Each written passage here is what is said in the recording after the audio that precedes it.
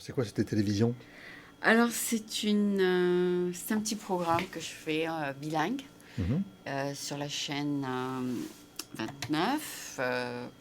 Et puis, depuis La qu'elle chaîne a... 29, c'est une chaîne. C'est une chaîne de la ville de San Francisco. Et depuis, disons, depuis 2000, je sais pas, 2008, c'est sur l'Internet.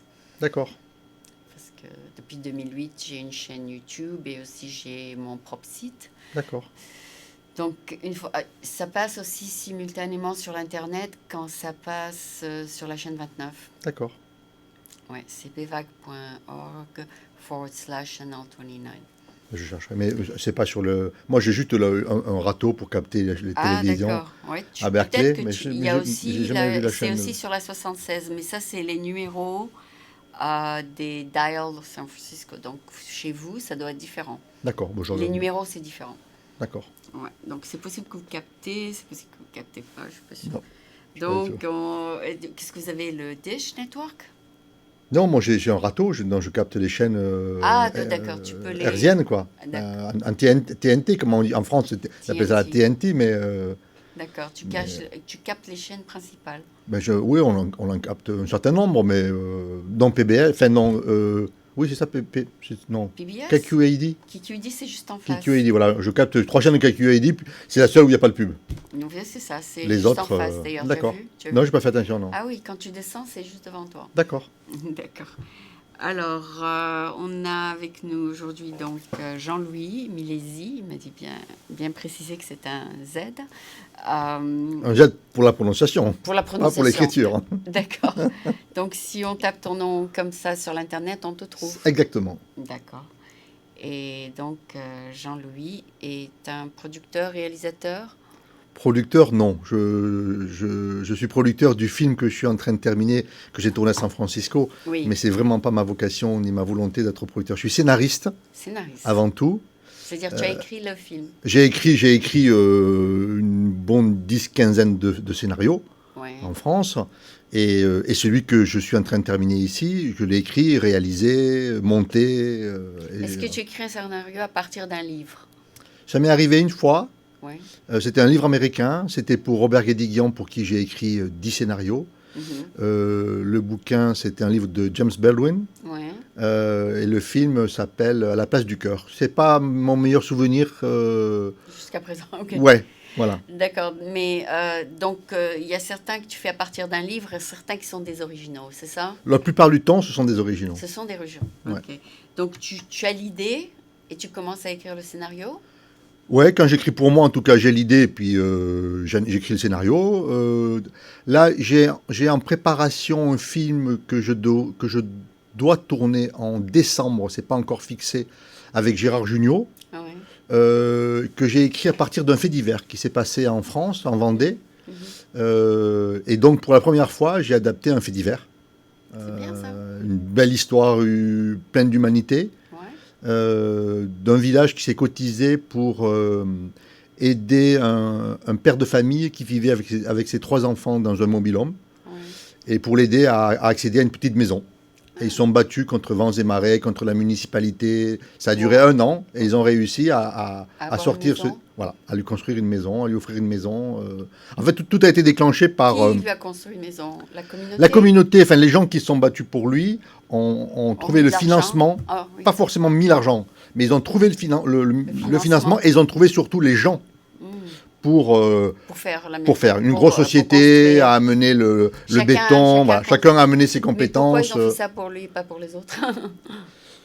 Il faut toujours commencer par quelqu'un. Oui, d'accord. En fait, c'est tout simple. C'est que l'idée est venue. C'est comme Habitat for Humanity ici, c'est ça? Ouais, mais en fait, là, c'est à échelle humaine. C'est-à-dire que c'est un paysan retraité qui vivait dans sa maison et il avait en face un homme qui s'était installé sur un terrain qu'il avait acheté. Mais ensuite, suite à des déboires, il n'a jamais pu construire sa maison. Et il vivait dans un vieux mobil-home insalubre. Oh là là. Et dans le village d'à côté, il y a un mobil-home qui a pris feu et un homme est mort avec son fils. Donc, et ça a été le déclic. Il a dit on ne peut pas rester là à attendre que se passe la même chose avec nous, avec notre ami, notre voisin. On va l'aider. Et il a lancé l'idée. Comment il a fait lancer l'idée sur l'Internet? Il s'est dit non, il est allé au bistrot du village. Il leur a dit? Et il a dit au bistrot du village, il faut qu'on aide ce type-là. Et ils se sont dit, on va contacter les télévisions. Parce qu'en France, il y a un programme qui ressemble à celui-là, sur TF1, pour Les Maçons du Cœur ou je sais pas quoi. Il a dit, on va lancer, ils vont forcément nous aider. Sauf qu'ils ne sont pas venus aider. Ils ont dit, non, c'est pas du tout ce qu'on fait nous. Nous, on fait pas ce genre de truc-là. Et donc, du coup, ils se sont dit, on va quand même y aller. Parce qu'ils se sont des Vendéens, ils sont têtus. Et ils se sont dit, on va quand même y aller. Et alors là, ça a duré 1 an. Le combat a duré 1 an. Le maire était contre. Les grosses sociétés parce qu'il y a des régulations, c'est ça? Il était contre aussi par principe. Tout ça, le type avait son terrain. Mais le maire était contre. Et lui-même disait, mais si on l'aide lui, on va devoir aider tout le monde. Voilà, donc n'aidons personne. Comme moi. Voilà. Non, et donc ils ont eu, voilà. Et un jour, il y a eu un petit article dans Le Monde, dans le journal Le Monde. Alors et ça a déclenché. Et ils ont reçu des petites sommes d'argent, mais d'Australie, de gens qui achetaient le monde d'un autre peut-être. Et en tout cas, ils ont aidé, ils ont réussi à récolter je ne sais pas combien d'argent. Et surtout... Ils ont démarré le projet. Voilà. Et surtout une centaine de personnes qui sont venues, des gens qui sont venus donner de la peinture, des entreprises qui sont venues faire l'électricité. Chacun. Les gens qui ont construit la maison, donc c'est une maison en bois, ils voulaient une maison en bois. En fait, ils se sont fait payer peut-être à 30% ou 40% de ce que ça coûte. Ils ont fait payer les matériaux. Voilà, c'est ça. Donc ils ont réussi à avoir une... Voilà.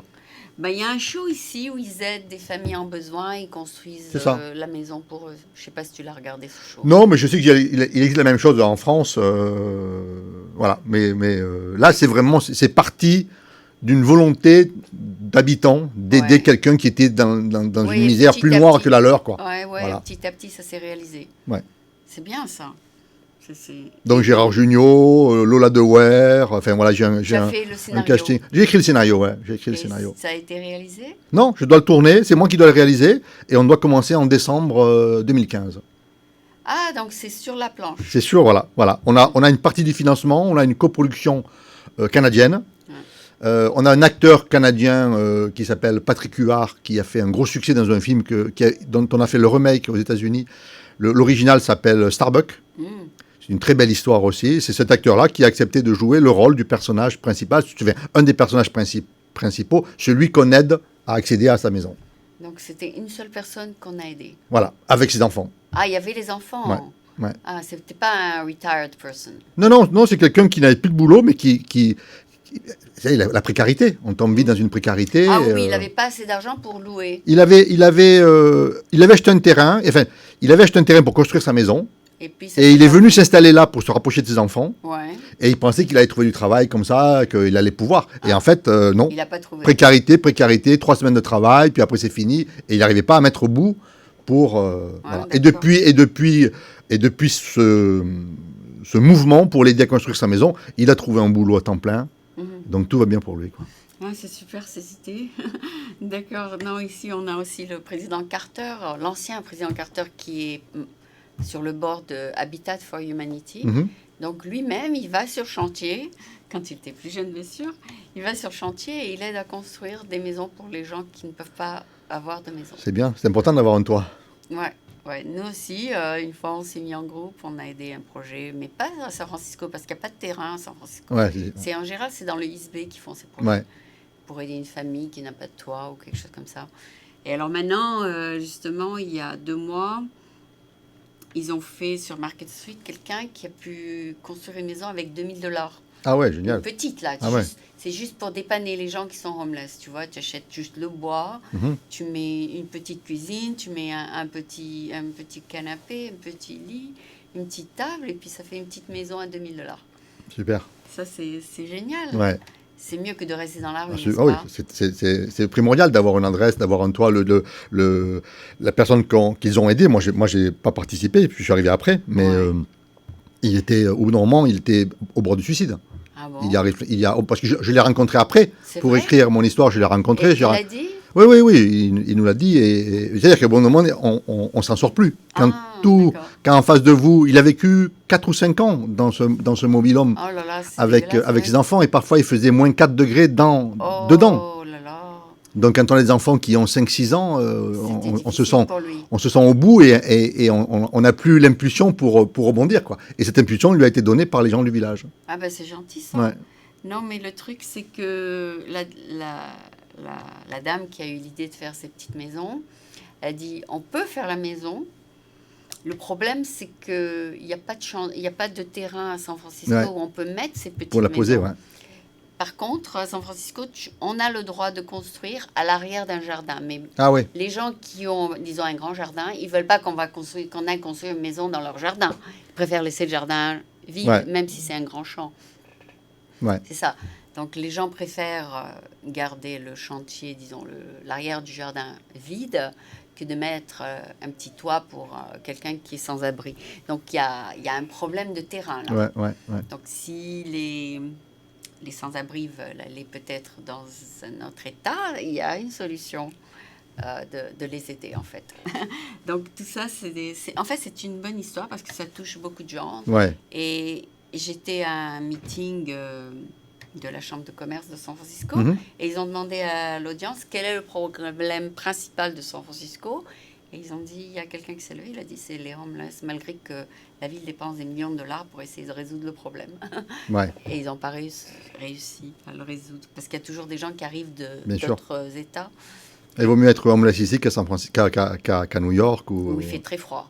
Ouais. D'accord. Donc on va revenir, je ne sais pas comment on a démarré sur ce sujet, mais on va en revenir à Jean-Louis Milési.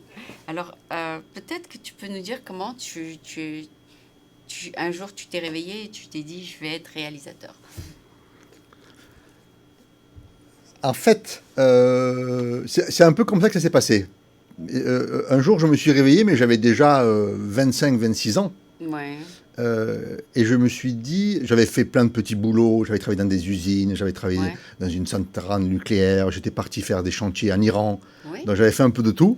Déjà à 25 ans, tu avais déjà fait un peu de tout. Et un jour, je me suis dit, mais qu'est-ce qui t'intéresse vraiment dans la vie, quoi ? Qu'est-ce que tu as envie de construire, quoi ? Qu'est-ce que tu as envie de faire de ta vie ? Le cinéma. Et je n'osais pas me dire ça, parce que c'est très difficile. Moi, je viens d'une petite ville de province, dans une famille d'ouvriers, donc... C'était pas dans tes plans. Pas du tout dans mes plans, mais même pas dans mon imagination. Je pensais... je savais d'abord, premièrement, je ne savais même pas comment on fabriquait un film. D'accord. Et j'imaginais même pas que c'était un métier accessible. C'est vrai ? J'avais eu aucune formation, et ça remonte à quelques années. Il n'y avait pas, comme aujourd'hui, les formations et les informations. Oui. Aujourd'hui, il y a des classes pour te préparer. Pour préparer, en tout cas, pour ouvrir l'esprit. À l'époque, c'était toi, t'es fils d'ouvrier, tu seras ouvrier. Grosso modo, c'était un peu ça, quoi. Voilà. D'accord, c'était pas dans ton... Pas du tout. Mais un jour, je me suis dit, bon, qu'est-ce qui te plaît dans la vie ? Et moi, depuis que je suis petit, j'allais au cinéma. Ok. Donc, je me suis dit, le cinéma, pourquoi pas ? Mais j'avais aucune idée. Tu avais la télé ? J'avais la télé. Tu regardais des films ? Je regardais des films. Et j'étais dans une petite ville de province où il y avait 2 ou 3, puis 2 cinémas. Chaque cinéma avait de multiples salles. En plus de ça, il y avait... Oui. En plus de ça, il y avait des arrêts-essais, donc des programmes spéciaux, et des ciné-clubs. Et donc, tu faisais... Et donc, je faisais à peu près tout ça. J'allais voir des... C'est comme ça que j'ai découvert Kurosawa. C'est comme ça que j'ai découvert des gens que je connaissais pas quand j'avais 13, 14, 15 ans, quoi. Ouais.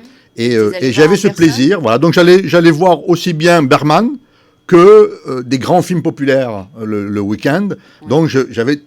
Voilà, je prenais tout ça. Autant des films français qu'américains. Oh oui, tout.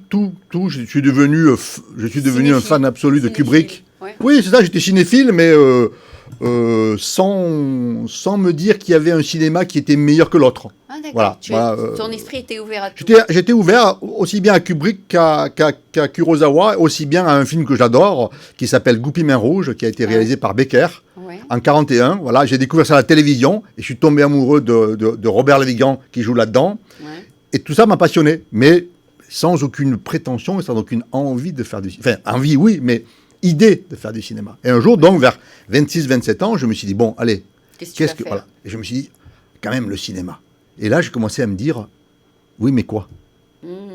Alors, il y avait encore ce qu'on appelait... Tu travaillais à ce moment-là ou tu travaillais pas ? J'ai fait plein de boulot. Donc, je travaillais... Allez, à cette époque-là, c'était facile de trouver. Voilà. À cette époque-là, il y avait une poignée de chômeurs. Dès que j'avais plus d'argent, je poussais une porte intérim.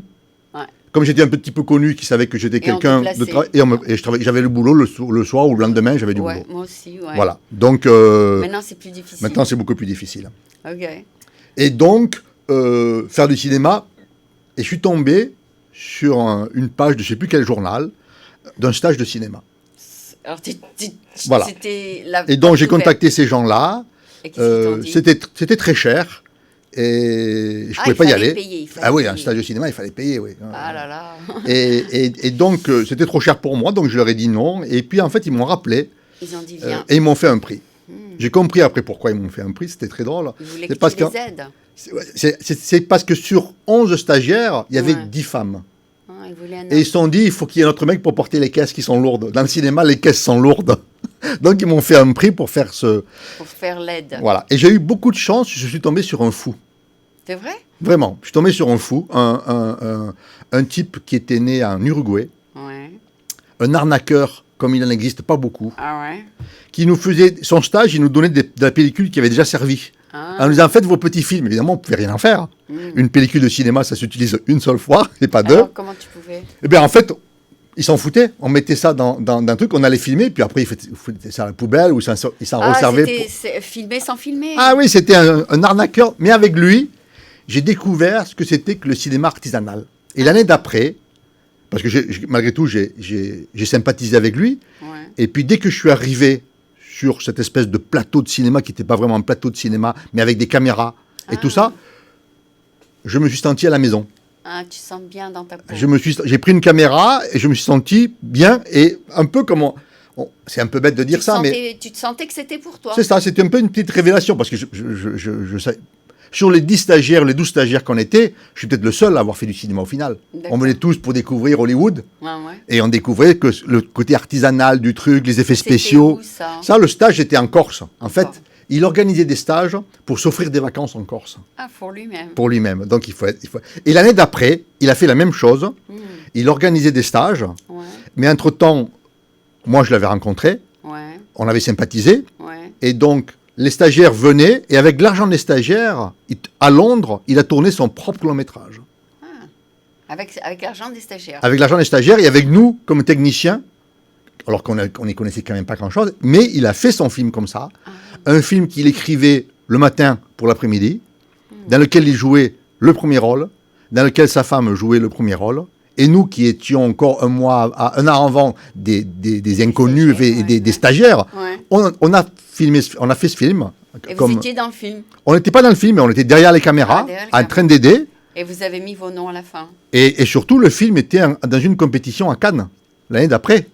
Et donc, du coup, tout était possible pour moi. Ah oui, ton nom, il apparaît. Non, mais pas mon nom, mais surtout le fait de voir quelqu'un comme ça, avec 3 bouts de ficelle, réussir à faire un film d'1h30 qui passe à Cannes. C'est incroyable. Donc je me suis dit, si voilà. Je peux le faire, je peux. Et donc ça m'a donné le goût du cinéma et le goût de ce cinéma qu'on fait à la maison, quoi. Ouais. Pas forcément, je découvre, parce que ce cinéma-là, je ne le connaissais pas. On n'en parle pas beaucoup. On parle que d'Hollywood et on parle des chiffres. Mais il existe sur le terrain un cinéma qui n'est pas... Il n'y a pas que ça. Voilà. Et donc j'ai découvert ça, et le plaisir qu'on peut trouver à créer, quoi. Le montage, j'ai découvert le montage. Je ne savais pas ce que c'était. Tu l'as fait. J'ai fait le montage, et je fais du montage aujourd'hui, j'adore ça. Oui, moi aussi. D'accord, voilà. Donc non, mais c'est un peu comme la télévision, il y a des shows qui prennent plusieurs millions de dollars et il y a des shows que tu fais avec zéro. Bien sûr. Le film que je viens de tourner là, je l'ai fait avec un crowdfunding sur Kickstarter. Ah, Kickstarter. J'ai levé 50 000 $ et j'ai tourné avec 50 000 $. Ouais, c'est bien. Un film qui aurait dû en coûter 3 zéros de plus. Oui, bien sûr, et donc une partie va pour tes frais, une partie pour vivre, quoi. Ah non, moi, j'ai pas pris d'argent pour moi. Tout le monde a été payé, 100 $ par jour, sauf moi, évidemment. Et comment tu vis? J'ai du travail annexe. J'ai mes scénarios. Mais je suis scénariste, donc j'écris des scénarios. Il y a des gens qui rentrent. Voilà, un petit peu. Ça dépend. On est dans un métier où, surtout scénariste. Ça monte et ça descend. Voilà, énormément. D'une année à l'autre, ça passe du simple au... Ça peut être 4 fois plus, 4 fois moins, quoi. Ah ouais. Et tu traduis des scénarios américains en français? Je suis très mauvais en anglais. Ah, donc tu fais pas du tout de traduction? Non, absolument pas. Ah, donc tu peux pas vivre de traduction? Non. Moi, j'écris, je pars de rien et j'écris un scénario. Ou alors, comme il m'est arrivé il y a 2-3 ans, on m'a contacté pour retravailler sur des scénarios qui existaient déjà. Ouais. Et donc, je repars ça et je travaille avec la personne qui l'a écrite. Je travaille 1 mois, 2 mois, je suis payé pour ça, et on arrive à un scénario qui leur plaît plus que je suis départ, forcément. D'accord. Non, parce que j'ai traduit un scénario d'un ami, et puis je lui ai fait la traduction, parce qu'il cherchait des investisseurs qui étaient américains. Donc, lui, son scénario était en français, je lui ai traduit. C'est pas difficile, les scénarios à traduire. C'est pas aussi difficile que l'Internet, les chats. Oui, mais il y a quand même un respect du dialogue qui est pas évident. Moi, par exemple, le scénario que j'ai tourné ici, c'était un pari. Donc, il est à 95% en anglais, avec mes enfants qui jouent les 3 rôles principaux, qui étaient arrivés il y a un peu plus d'1 an avant et qui ne parlaient pas anglais quand ils sont arrivés. Ah bon. Et donc là, ils ont joué en anglais. Et avec un très fort accent français. Ça dépend lesquels, parce que le plus petit, Lino, qui est arrivé quand on avait 6 ans, lui, il a appris à parler avec l'accent de ses petits copains, quoi. Donc bon. il avait pas le passif, voilà. D'accord. Mais c'est eux qui ont traduit leur dialogue, que j'ai supervisé avec une amie américaine. Et finalement, donc, vous l'avez fait en anglais. Et on l'a fait l'histoire, ce sont 3 Français qui partent avec leur mère américaine, donc ils parlent en français en France. Et quand ils arrivent ici, leur mère leur dit, maintenant vous avez mangé votre premier hamburger, plus un mot en français. Ah bon. Et ils se retrouvent obligés de parler anglais, et voilà. C'est bien. L'histoire commence comme ça. La belle histoire. Hein. Et c'est près de la vérité, leur histoire? Non, pas du tout. Pas du tout, ok. C'est tout à fait fictif. C'est tout à fait fictif. Leur mère n'est pas américaine dans la vraie vie. Ah bon. Et je joue leur père dans le film, et je joue un père que j'espère ne pas être dans la vraie vie, parce qu'il est vraiment pas sympathique. Ah bon. Voilà. Alors, donc c'est tout à fait... c'est une fiction. C'est une fiction. C'est une fiction autour d'un fantôme, en fait. Ah bon.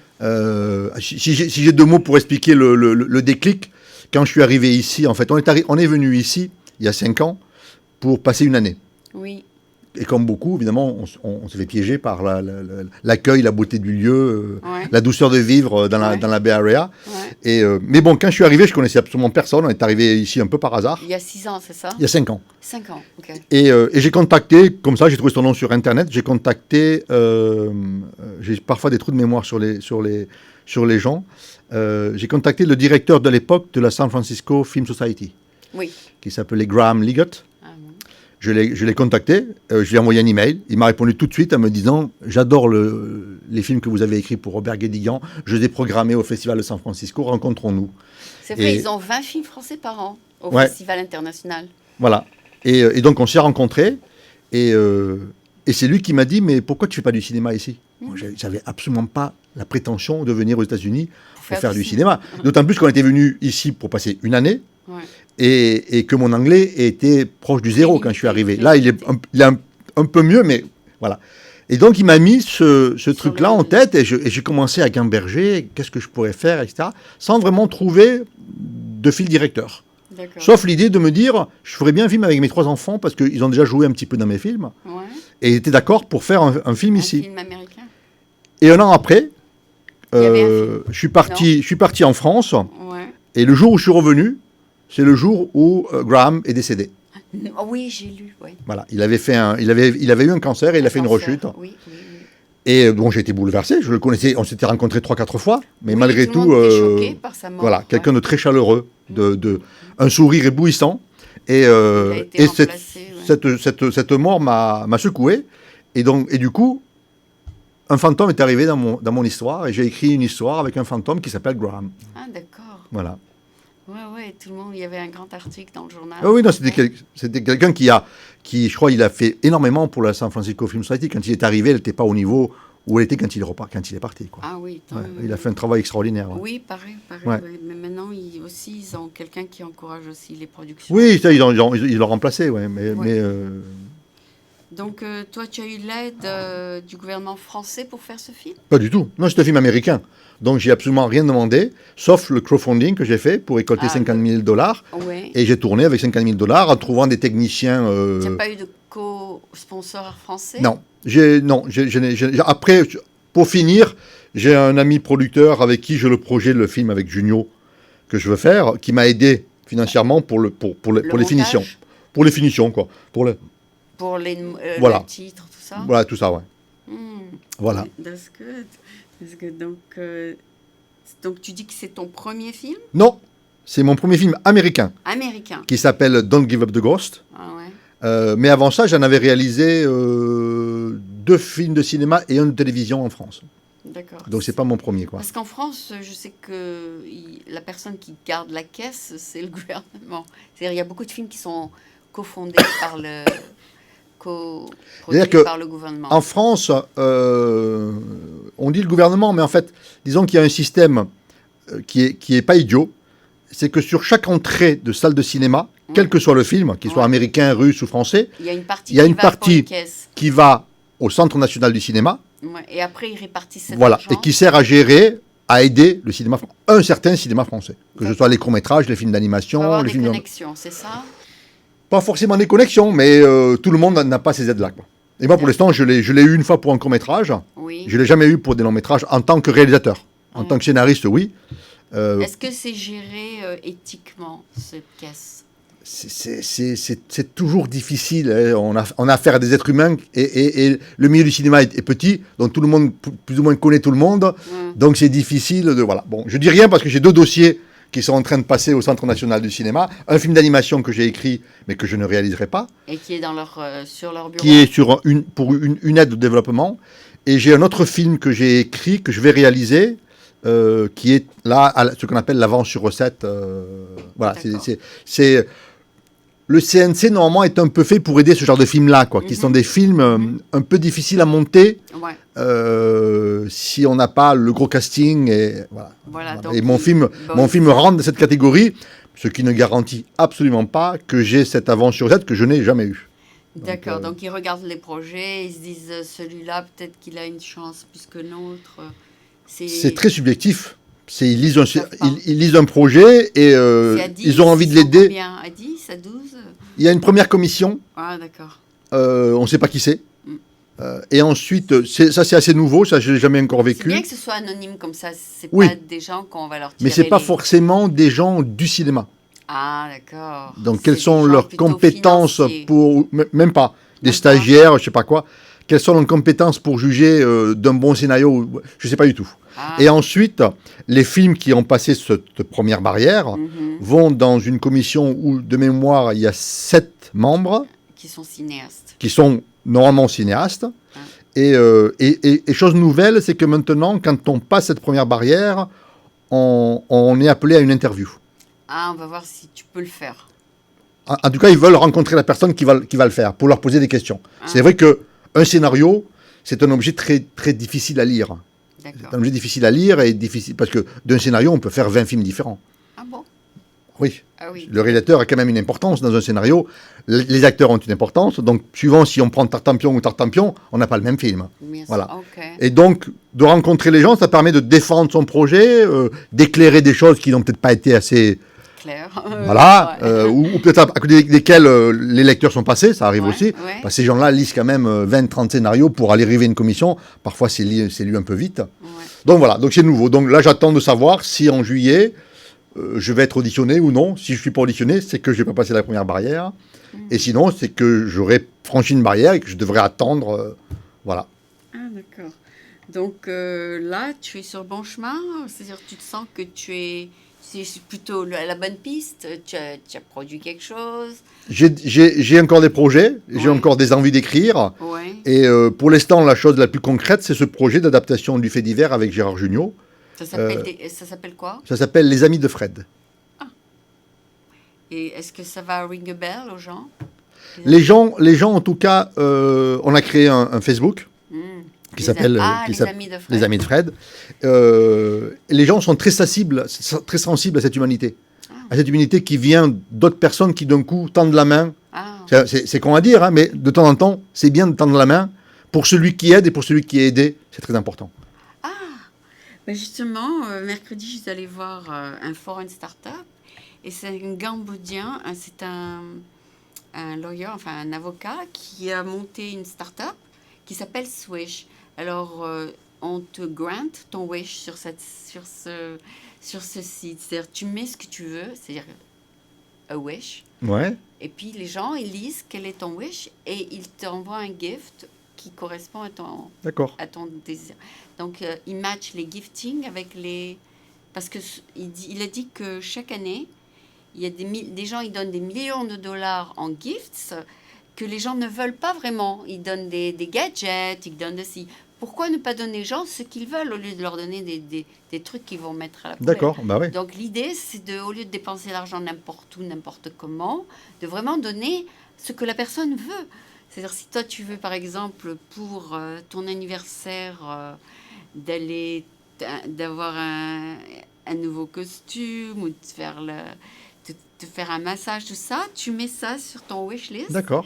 Et les gens qui savent faire ce que tu veux ou ce qui veulent te donner de l'argent pour réaliser ton wish, ils contribuent sur le site. Donc, il fait un matching des wish avec les gifts. D'accord. Et je trouvais que c'était une idée Mal, extraordinaire. ouais. Je ne sais pas si ça s'appliquerait à un film, mais pourquoi pas? Je sais pas du tout. Pourquoi pas, oui. C'est un gift aussi, tu vois. Ouais. C'est un gift. Mais ça coûte cher en général, les films. C'est ça le truc. Ah ouais. Peut-être qu'il veut dire que le site, c'est pour les petits trucs. Ouais. Grant me a wish, voilà. Ouais. Tu vas voir la lampe d'Aladin et tu as grant me a wish. Donc, tu as eu ton wish réalisé. Disons, tu vas faire ton premier film américain, c'est ça? C'est ça, mais il est pratiquement fini, là. Je suis à la toute dernière étape, mais ça a été C'est long métrage? C'est un long métrage, il fait 1h30. Ah bon?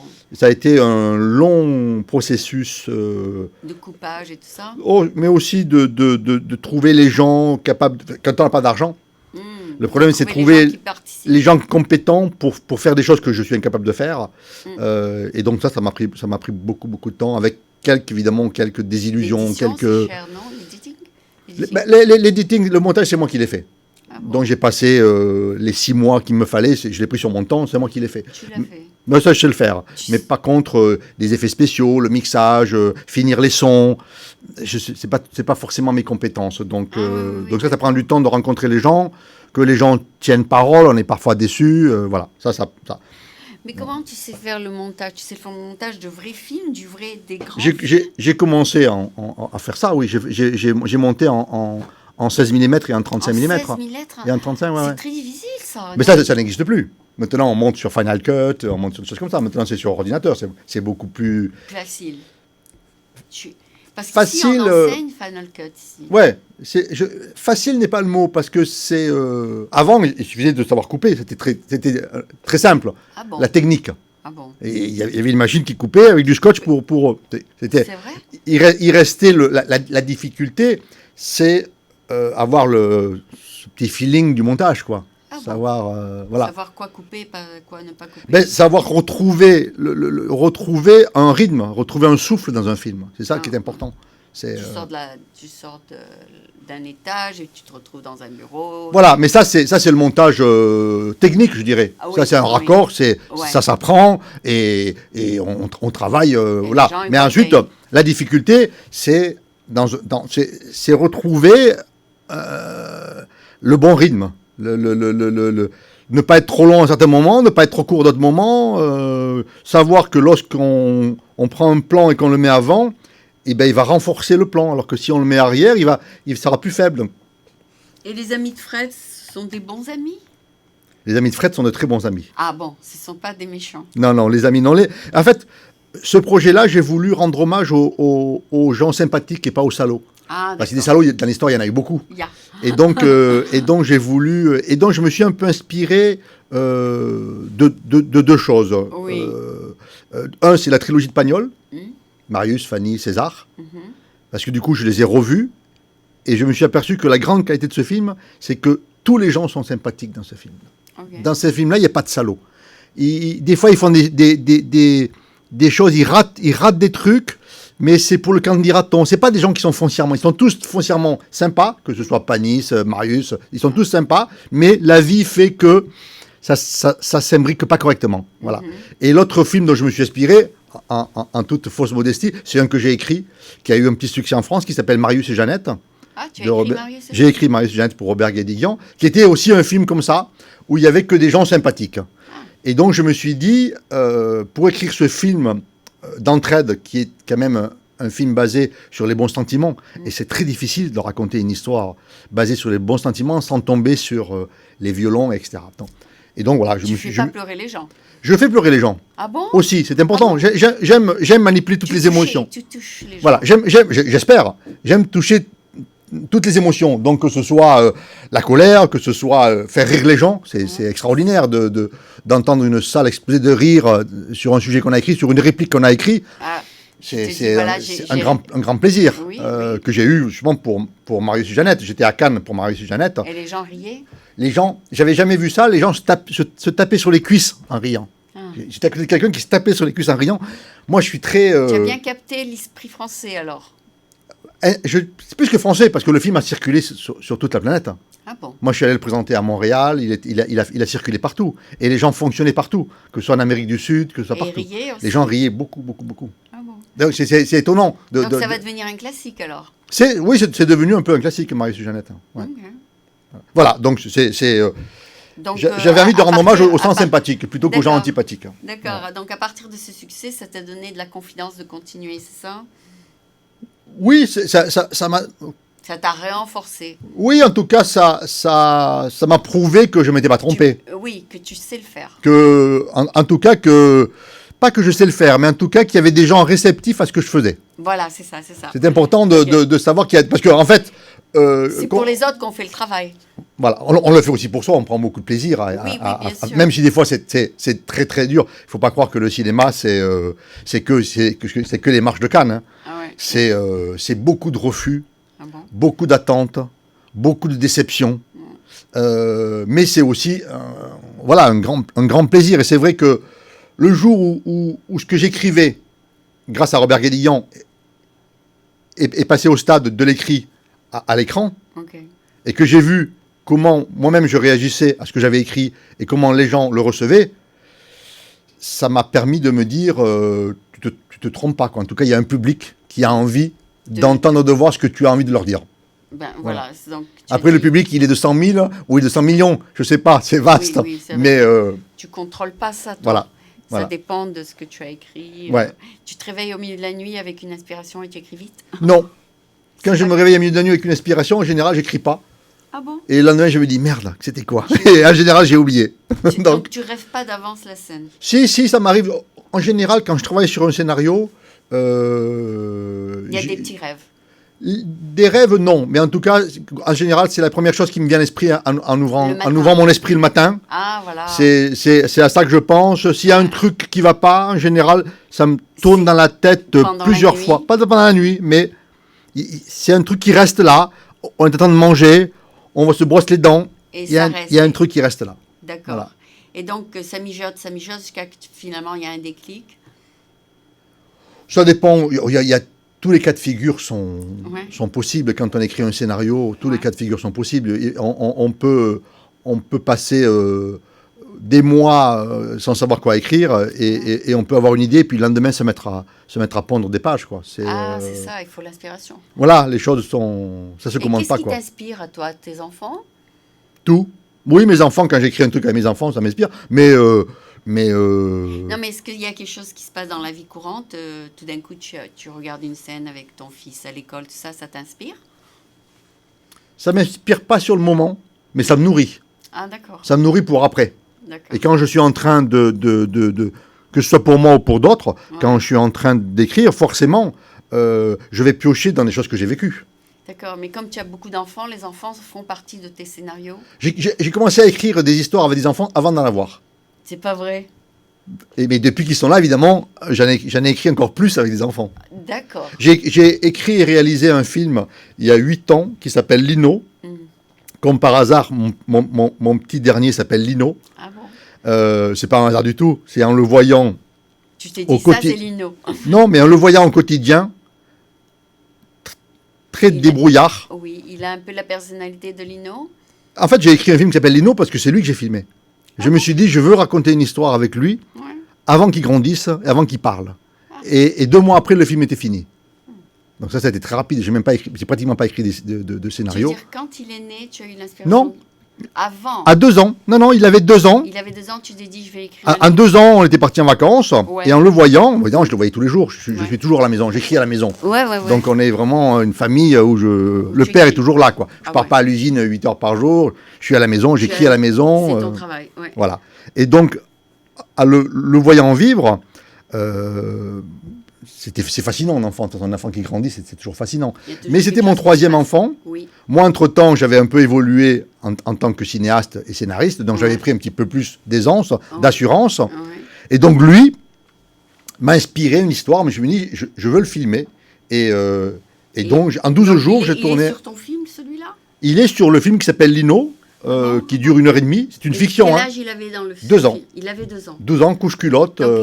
Donc il était déjà une star à l'âge de 2 ans. Il n'a jamais vu le film, il va le voir bientôt, je n'ai jamais montré. Ah bon? Mais c'est un film qui est sorti, j'ai eu un prix au Japon. Ça, c'est ça va, enfin, quand il aura 18 ans, ce seront des souvenirs extraordinaires. Je ne sais pas s'il en a des souvenirs, mais en tout cas, l'image va le... Non, ce sera plutôt un film extraordinaire pour lui. Je pense que oui, d'autant plus que je joue dedans. J'étais obligé de jouer dedans. Je ne voulais pas au départ, mais j'ai été obligé lorsque je me suis rendu compte que l'adulte auquel il s'adresse dans le film devait impérativement être moi, puisque moi j'étais derrière la caméra, j'étais là. Il ne pouvait pas s'adresser à quelqu'un de fiction si moi j'étais là, quoi. Donc je me suis dit, il faut que moi je fasse le pas de venir devant la caméra. Et il va te parler. Et il va me parler à moi. Donc je suis devenu acteur, entre guillemets, pour ce film-là. Pour ce film, ok. Voilà. Donc, que j'ai réalisé avec 1 000 euros. C'est vrai? 1 000 euros. On l'a tourné avec 1 000 euros. Donc c'était à Paris. C'était quoi, en digital? C'était en digital. Ouais. 1 000 euros, parce que j'ai en France, que je n'ai pas ici, mais que j'ai en France, un groupe d'amis avec qui je travaille depuis quelques années. Et donc je les ai appelés. Ils ont fait un peu tout le travail? Et ils sont venus, on était 3. 2 caméras, un ingénieur du son, et on est parti, on a tourné en 12 jours. On a tourné le film, quoi. Donc vous êtes combien? 3? Donc vous êtes à part entière, 3, divisé par 3 le film, plus ou moins? Non, en termes d'acteurs, il y a moi et mon fils. Ouais. Et ensuite, j'ai fait appel à des vrais acteurs pour jouer des rôles précis. Rôles, ouais. Et derrière la caméra, ils étaient 3. Oui, mais à la fin, le film appartient à qui, aux 3? Non, le film appartient à un producteur. Par contre, parce que pour finir le film et passer à l'étape, à l'époque de la copie 35 mm et sortir en salle, ça coûte des sous. Ça coûte des sous. Et ça, j'avais pas. Moi, j'avais 1 000 euros, j'avais un peu de talent, une histoire, ça, je savais le faire, donc j'ai fait tout le montage. Et après, je l'ai monté à un producteur qui m'a dit « Ok, banco », et il m'a aidé à finir le film. D'accord. Et toi, quelle est ta part alors dans tout ça? Une petite part, quand même. Une petite part, mais j'ai jamais rien gagné. Ah bon? C'est très difficile de sortir un film en France quand vous n'avez pas une star. Alors, vous sortez, mais vous sortez vous avez 10 copies. Donc, finalement, tes amis t'ont aidé bénévolement? Ils ont été payés, ils ont ridiculement été payés. Ils ont été, si on peut dire, récompensés par le film qu'on a fait, qui est quand même un film qui marque les gens qui le voient. C'est vrai? Ok, c'est bien, c'est la satisfaction principale. Oui, et puis vous savez, en France, il y a quand même beaucoup de talents, beaucoup de gens qui préfèrent venir bosser, quand ils savent pourquoi, venir bosser pour pas un rond, plutôt que de rester à la maison et attendre que le boulot leur tombe dessus. Oui, et aussi, il vaut mieux bosser et avoir cette satisfaction d'avoir fait quelque chose que de travailler pour quelque chose qui vaut des millions de dollars et c'est du trash. Ça, c'est aussi important, de faire rentrer de l'argent dans la maison. C'est très important. Oui, non, mais il y a des trucs. Bien sûr. J'expliquais hier à une dame, elle me dit, on peut faire un commercial, une vidéo commercial de 30 secondes ou d'1 minute pour 250 000 $. Et on peut faire un commercial pour 500 $. Et pourtant, le commercial d'1 minute ou de 30 secondes à $1 million, c'est du trash, c'est rien. C'est vide. C'est beaucoup d'argent qui font vivre beaucoup de gens. Oui, ça fait vivre l'équipe. Bien sûr. Mais même, il y a de l'argent qui... Enfin, on sait bien. Mais l'équipe qui travaille là-dessus, c'est tout à fait du technique. Bien sûr. Ils en ont rien à foutre. Il n'y a pas de sentiment là-dessus. Bien sûr. Mais moi, les gens avec qui je travaille, en tout cas en France, me connaissent. Et dans le prochain film, s'il y a de l'argent, je vais faire appel à ceux qui m'avaient aidé pour le film où il n'y en avait pas. Ah d'accord, bien sûr. Je ne vais pas leur dire... puisqu'ils ont la compétence. S'ils n'avaient pas la compétence, je ne peux pas les prendre. Je ne peux pas mettre un film en péril pour aider un pote. C'est difficile. Mais ce sont des amis. Ils me sont fidèles depuis certains 5, 10, 15 ans, 20 ans. Ce seront les premiers que tu appelleras. je les ai déjà appelés pour le prochain. Ah, d'accord. Voilà. Alors, après, on verra ce qu'ils peuvent faire. Oui. Mais évidemment, donc, c'est la moindre des choses. Maintenant, le film que je viens de terminer, que je suis en train de terminer ici, j'ai eu besoin d'un peu de musique. Et j'ai rencontré 2 musiciens en France qui m'ont fait toute la musique pour pas un rond. Alors, autant les payer pour cette fois-ci. Pour le prochain, je leur ai déjà envoyé le scénario. Ah. C'est la moindre. Parce que tu te rappelles de ce qu'ils ont avancé, bien sûr. Je suis toujours en contact avec eux. Ils m'ont aidé quand j'étais dans le besoin. Ouais. Et si je fais un film où il y a un peu d'argent et que je fais pas appel à eux, moi, je pourrais pas dormir. Ah oui, bien sûr. Je veux dire, c'est naturel. S'ils avaient été... Ça s'appelle la réciprocité. Réciprocité, bien sûr. Mais s'ils avaient été incompétents, ou s'ils m'avaient mis des bâtons dans les roues, ou s'ils avaient été méchants avec moi, je n'aurais pas fait appel à eux. Mais dans la mesure où je suis hyper content de ce qu'ils ont fait, qu'on s'entend bien, et que là, je vais avoir un peu d'argent, pourquoi je ferais appel à quelqu'un que je ne connais pas? Donc, je dis à mon producteur, si on a de l'argent, je ferai appel à tel, à un tel, à un tel. Ah oui, bien sûr, parce que ce sont des gens qui aiment bien ce que tu fais et qui veulent travailler pour toi, que ce soit quelqu'un qui se lève pour me dire, moi je t'aide, même s'il n'y a pas d'argent, le coup d'après, oui, bien sûr. Je ne peux pas faire comme s'il n'existait plus. Ouais. C'est naturel. En plus, quand on fait un film sur la solidarité, ça serait quand même malvenu de... Ah, le film, il est sur la solidarité. Les Amis de Fred, d'accord. La maison qu'on va construire pour les autres, c'est un film sur la solidarité, donc je serais le dernier des salauds quand même si je ne faisais pas appel aux gens qui m'ont aidé. Mais est-ce qu'il y a une opposition dans ce film? Oui. Ah, il y a une opposition. Oui, il faut. Sinon, ça serait trop rose. Trop gentil. Allez-y, on y va. Et il y a une opposition de gens qui sont contre, mais il y a aussi une opposition interne. Il y a aussi des questionnements internes. Enfin, voilà, c'est un film dans lequel j'essaie de répondre à des questions. Voilà. Oui, parce que pour qu'il y ait quand même quelque chose qui se passe, quoi. Bien sûr. On n'est pas là à attendre en sachant qu'à la fin la maison sera construite. Ouais. Non, il y a des choses. Il faut qu'il y ait un enjeu, voilà. Il y a des enjeux, il y a des rebondissements. Comme je ne sais écrire que des fictions dans le sens fictionnel, donc cette histoire-là, Les Amis de Fred, part d'une histoire vraie. Oui. J'ai rencontré les 3 ou 4 protagonistes de l'histoire vraie. Après, j'ai écrit une fiction. D'accord. Donc moi, les personnages, je ne suis pas allé voir comment ils se brossaient les dents, comment étaient leurs femmes, pour savoir, pour calquer la réalité. Quelle couleur les cheveux. Voilà. Donc moi, je suis parti sur une histoire. Je suis fidèle à l'élan. Je suis fidèle à l'histoire, mais je la raconte à ma façon. Donc j'ai inventé plein de personnages. Je leur ai donné des femmes qui n'avaient peut-être pas, ou qui n'avaient pas de cette manière-là, pour en faire des personnages de cinéma. D'accord. Donc voilà. Donc c'est une fiction. Okay. Mais basé sur, comme on dit, sur une histoire vraie. Est-ce que quelqu'un va se reconnaître là-dedans? Oui, je pense que les personnages principaux vont forcément se reconnaître. Bien sûr. Oui. Les personnages vont se reconnaître. J'ai pas gardé leur nom, sauf Fred. Les autres, j'ai pas gardé leur nom. Mais ils vont se rendre compte que l'élan qu'ils ont donné est là, mais que leur caractère n'est pas le même. C'est comme quand ils font des films sur par exemple Steve Jobs et Zuckerberg, ces gens-là très célèbres parce qu'ils sont des CEO à succès. Quand ils regardent le film, ils voient qu'il y a de la fiction. Mais on est obligé surtout quand on veut raconter la vie de quelqu'un à 1h30. Comment vous voulez réduire 30 ans de vie à 1h30 si on ne met pas de la fiction? Il faut bien mettre des trucs pour faire des raccourcis. De fait, de faire des raccourcis, ça devient de la fiction. Voilà, c'est ça. Forcément. C'est ça. Non, moi, je raconte une année peut-être en 1h40 ou 1h45. Il faut bien que je trouve des astuces pour que cette année passe vite sans que ce soit ennuyeux. Parce que si on accélère trop, c'est ennuyeux. Donc, il faut bien que je trouve des petites situations qui intéressent qui font qu'une petite situation, on va en enchaîner une autre et on est attentif à qu'est-ce qui va se passer là. Et puis, ça rebondit sur autre chose. Et tout ça raconte une histoire. C'est un travail de scénariste. Est-ce que tu es très actif avec le Film Society à San Francisco? Non, pas du tout. Tu ne vas pas à tous leurs festivals? Non.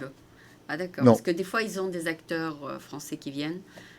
Oui, je l'ai été au début, et puis après, j'ai été pris par autre chose. Et puis, le décès de Graham Legat m'a un peu... En plus, tu es dans le ISB, et lui, il est ici. Oui, non, mais voilà, je ne sais pas. Ce que j'avais eu avec lui, je ne l'ai pas forcément eu avec d'autres, et puis voilà, quoi. Non, mais le festival, il est sur poste et... Oui, mais le festival, j'y étais, j'ai présenté un film que j'ai écrit aussi, il y a 2 ans, ça s'appelle Les Neiges du Kilimandjaro. Ah, tu es allé? Je l'ai écrit. Donc, quand j'étais sur place, ils m'ont invité. Ah. Je suis allé le présenter 2 fois. Et qui l'a réalisé, celui-là? Robert Guédiguian, le même qui avait réalisé. C'est le dernier film que j'ai écrit avec Robert Guédiguian, donc il avait réalisé aussi Marie-Julianette. Ils achètent ton scénario? Avec Robert Guédiguian, on avait un rapport différent. C'est-à-dire que je l'écrivais, mais il était acteur dans l'écriture. Il n'est pas scénariste, mais il était présent. Et donc, c'est pas un scénario que j'ai écrit, que je lui ai livré en disant ça te va. Non, on l'a élaboré ensemble. D'accord. Voilà. D'accord. Je vais juste faire parce que étant donné que tu as parlé pendant 50 minutes. Je parle trop. On va faire un petit résumé en anglais. D'accord. Parce que c'est quand même... je suis sûre qu'elle va venir taper à la porte pour dire qu'on n'a plus le studio. Donc, so we're gonna do like a switch, even though it's a little abrupt. I know you want to talk more. But we're going to do a little switch here, like a change gear, and we're going to go to English. Do you think you can handle English? I can try. Oh, you can try. All right, so let's try 10 minutes in English, and then we can say goodbye.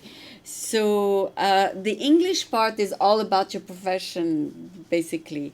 So tell us about your profession. You are a producer? No, I'm a screenwriter. A screenwriter. First, I'm a screenwriter. Okay, so all about your profession. Tell us what is your profession about? Coming up with an idea and writing it? Yeah. The idea can become from me or another person. I can that write. You talk to? Yeah, I can write everything. I can write a animation movie. I write some play for the theater, and I wrote also some novels. Okay, let's say there's somebody very important and he's reaching the end of his life and you go see him and he wants you to write a script about his life. Can you do that? I can do that, yes, of course. And he'll tell you his life, and then based on what he tells you... If his life have an echo? Comment je peux dire ça? Si sa vie a un écho en moi. Oui. It has to be an interesting life. It has to touch you. Yeah. Got it. Yes. So if his life doesn't interest you at all, you wouldn't feel inspired to write it. No. But if it is a story of someone who had, like, let's say, a career as a matador, maybe he's going to tell you everything. He's going to tell you about all the animals he killed and why he stopped killing why not? them. Why not? I don't know. It depends on the person. Yeah. Yeah. But then, some people, at the end of their life, they want to do a video of, like, how do you call it? A resume of their their past life, their memoirs, like in an hour. So they start maybe when as far as I can remember, maybe they were 5 or 6, and then they tell you a little bit about their childhood, and then tell you how maybe they got their first break in life, how they met their first wife and all that. But of course, it has to be something interesting in all of that. Yeah. It has to be something really touching. Maybe that person became a personality or something extraordinary happened in his life. And then if you think it's going to interest the public, then maybe you put the effort to... Yeah, I tried several years ago to write a script on the life of Yvette Horner. Really? Yeah. So I interview her? No, I never met her, but I read a lot of book and I listened some CD. And all his life is very interesting, but I focus only on a part of his life, very around 10 years. His life was, for me, very interesting. And I was able to write a script only on this part of his life. Oh, so you do what Steven Spielberg does. He interviews the survivors of Auschwitz and he takes only that part of their life. He doesn't take because all of with only a little part, you can't... You That is a very touching part. Yeah, a very touching part, and it's a concentrate of all his life. And it marked their whole it's the beginning of of her life as a musician. Because once she was young, she was a very famous pianist, Yvette Horner. It's also known as an accordion, but before that, she was very famous pianist. Did you see the movie about Edith Piaf? Yeah. Marie Cotillard? Yeah. That's also a memoir. I mean, it's like the story of her life. Yeah. A biopic. In French, we say a biopic. I don't know if in biography? Yes, we say biopic. I don't know if it's English. So that one was a biography, yeah. Yeah. And I'm not sure to be able to write a biopic like Edith Piaf? Yes, like Edith Piaf. I'm not sure to. That's too hard. It's not too hard, but it's not my point of interest. You rather write something that's touching. Yes, but there is something I can do and another thing I don't want to do. So I'm not sure to be able to do that. So you don't want to be too close to reality. You rather just fly away. Yes, I need enough room to put myself in a story. To use your to be able to manipulate everything. So that's the kind of scenarist you are. Okay. And how long does it take for you to write one movie? It can take between 3 weeks. Yeah. Marius et Jeannette. I wrote Marius et Jeannette in 3 weeks. Really? Yeah. And you can take... Writing day and night? Yeah. No, not day and night, but like this. Very quick. Yes. And it's... Oh, by the way, were you raised in a literary department in your school? Like your major was literary? No. Oh, you were not? I was a mathematician. Oh, really? Yeah. That's unusual, no? Yeah. Yes. So you were not by trade a writer? No, never. You were not even a journalist? No. I was, when I was young, I loved two things, movie and book. Yeah. Well, book is reading. Yeah. So I loved reading and I loved watching movie. So you match them together. Yeah. Oh, that's the normal. But not in at school. How did I hated you do in school. Like if the teacher asked you to write dissertation, did you do well? I was bad. You were bad. No, but yes, I was very good in mathematics. And you liked also interaction, like dialogues in your scripts, better than. Dissertation is just a monologue? Yeah, no. Oh, You want two people talking all the time? In my movie? No, when you write your script, it's always it's a dialogue, right? Yes, most of the part is dialogue, yes. Yeah. Yeah, so you like I'm comfortable with the dialogue. Yes. I can write 10 pages, dialogue on 10 page in like this. Really? Yeah. Oh, because... It's not... Comment on dit forcément? C'est pas... Oh, you don't have to... C'est pas forcément très bon, ce que j'écris, mais c'est très facile. Oh, it's not necessarily good? Yeah, not so very good. Yeah. How do you know that? But who tells you? No, because 1 or 2 days after, when I read... Oh, you correct? Not very good. Okay. But I'm comfortable with it. Yeah. Okay. So does being married help you in dialogues? Sorry? Do you inspire yourself from the dialogue you have with your marriages and your... I mean, does that help you in your dialogue skills? I don't know why. I don't know what helped me in the dialogue. I really don't know. No, I mean, like, she said something, I say something, and there's practice, right? And does that get you ready to actually write a real interactive scenario? Je suis pas sûr. Understand? Non, je crois que je comprends, mais I understand, but... Non, je disais que est-ce que le fait d'être marié et qu'on pratique un dialogue, ça t'a aidé à construire les dialogues? Non, pas nécessairement.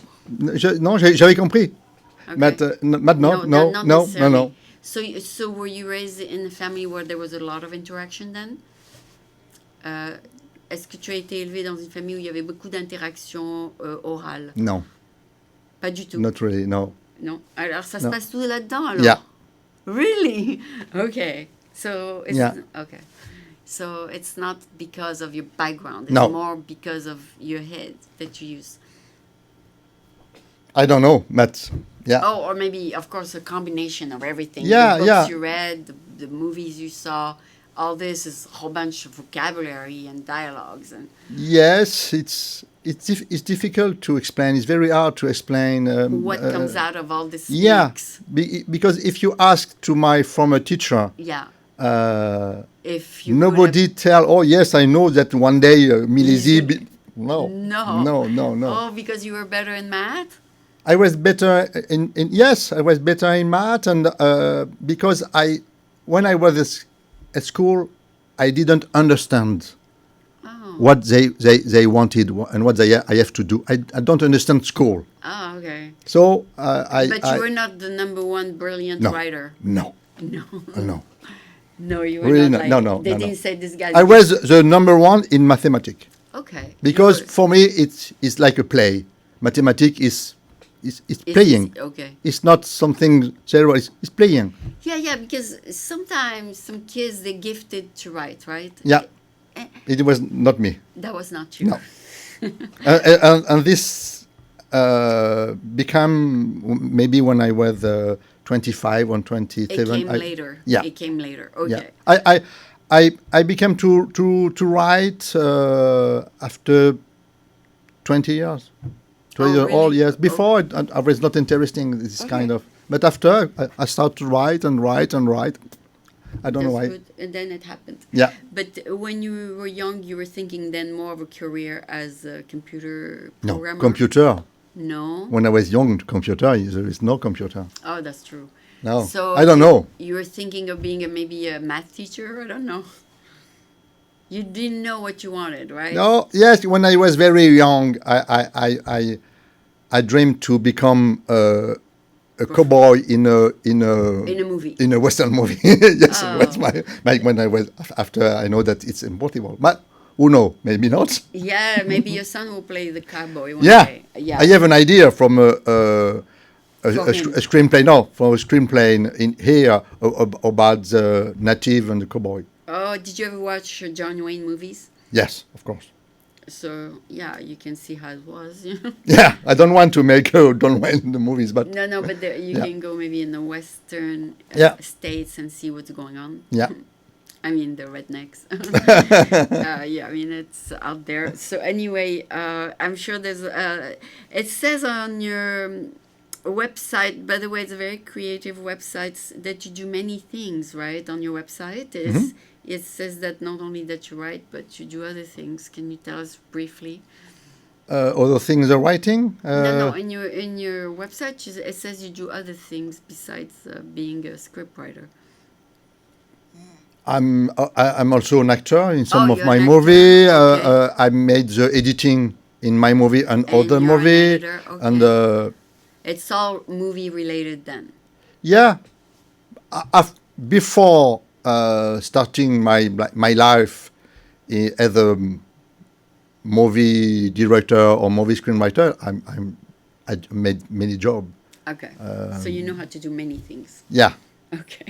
Okay, well, it's been a pleasure to talk to you. You know, there's some guests who are, you got to pull the words out of them, and some guests like you talk naturally. Thank you.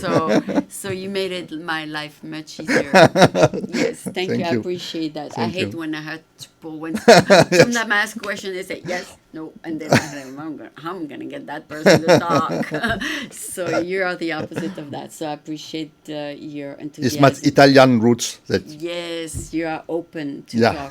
That's good that you're open. You're not reserved, and you're not afraid to open yourself to strangers like me. You just met me, right?